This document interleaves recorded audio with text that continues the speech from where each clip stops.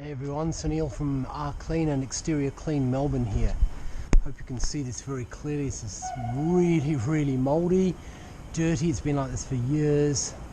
Colorbond guttering. If you look at what the results we can get here, this is hot water at pressure.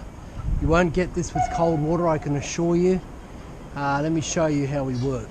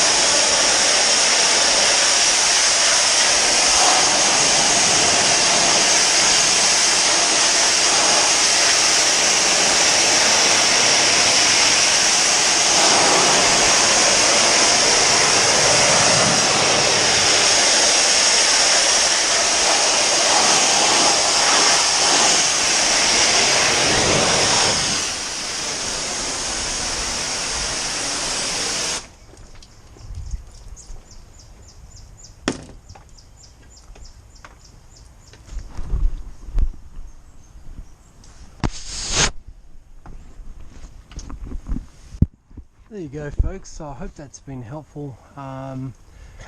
We're all about transparency and results, and in this business if you don't deliver results and you don't get called back, so that's the way we work. We do our best to make sure that people are happy and that we deliver the best results with the equipment that we have.